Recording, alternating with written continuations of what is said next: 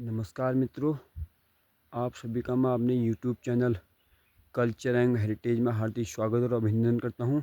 मित्रों, आपके सामने एक हरे ही कुछ दिख रही है। ये मानव सभ्यता के लिए अभिशाप बन चुकी कूड़ी की झाड़ी है। और ये झाड़ी क्यों उग रही है, इसके पीछे क्या कारण है, इसका हम आपको जानकारी देते हैं और इससे बचने के उपाय भी मैं आपको बताता हूँ। मित्रों, ये कूड़ी की झाड़ी है जो मानव सभ्यता के लिए एक टाइप का अभिशाप बन चुका है। और जब हम छोटे छोटे बच्चे थे, आज से 35-38 साल पहले की बात है, तो उन्होंने इस गड्ढे में कूड़ी की झाड़ी बिल्कुल नहीं हुआ करती थी।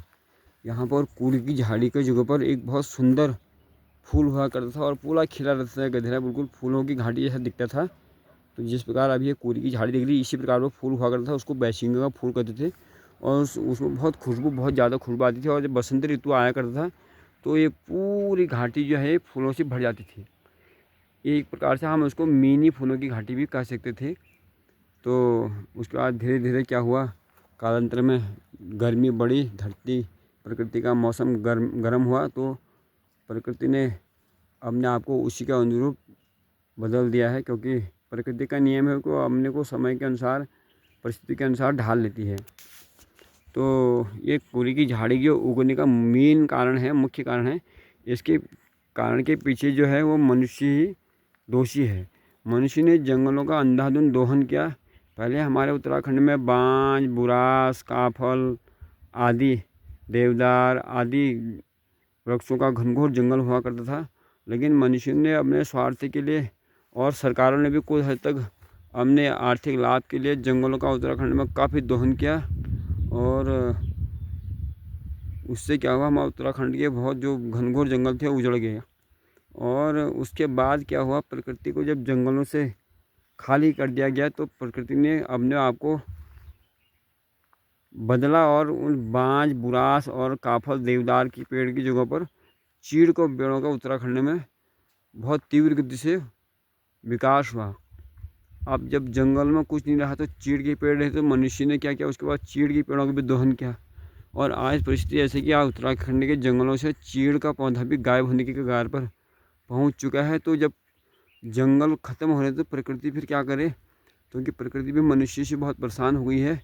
तो प्रकृति ने जब चीड़ के बांज के जंगल उजड़ा तो प्रकृति ने चीड़ के जंगल को बढ़ावा दिया। तो चीड़ का जंगल भी उजड़ने लगा तो प्रकृति बहुत परेशान है, क्योंकि तो उसने अब जंगल तो बनाया नहीं, हमने आप में उन्हें कूड़ी की झाड़ी को उगा दिया है। और जहाँ जहाँ भी गर्म जलवायु है वहाँ पर एक कूड़ी की झाड़ी बहुत तीव्र गति से उग रही है। जहाँ पर जंगल कट रहे हैं वहाँ पर तीव्र गति से कूड़ी की झाड़ी उग रही है। और जिन इलाकों की, जिन क्षेत्रों की जलवायु ठंडी है, जो ऊंचे एरिया में जो क्षेत्र हैं, वहाँ पर कूड़ी का तो अभी उतना प्रभाव नहीं है। लेकिन वहाँ पर एक दूसरे प्रकार की झाड़ी ने अपना साम्राज्य बना लिया है। बिल्कुल वो भी कूड़ी का छोटा भाई, एक जुड़ा भाई जैसा ही है।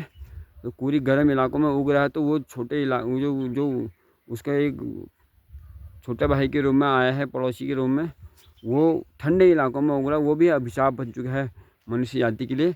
और वो झाड़ी जो दूसरी जो घास है वो बिल्कुल जहरीली टाइप की घास, वो बहुत ही गंदी, वो भी थोड़ा बहुत यहाँ पर उगी है। उसका मैं आपको दर्शन बता रहा हूँ। ये देखिए, ये झाड़ है, ये पूरा उत्तराखंड के ठंडे एरियाओं में, विशेषकर जहाँ पर तापमान थोड़ा ठंडा होता है, उस एरिया में ये झाड़ उग रहा है। देखिए, ये गर्म एरिया में ये कूड़ी उग रही है और ठंडे एरिया में ये बहुत ही, ये झाड़ किसी काम का नहीं है। और इसमें भी जंगली जानवरों का अड्डा ये बनता जा रहा है धीरे धीरे। ये तो ये हमें उत्तराखंड के लिए दो अभिशाप बन चुके हैं ये, और इसके लिए मनुष्य ही दोषी है।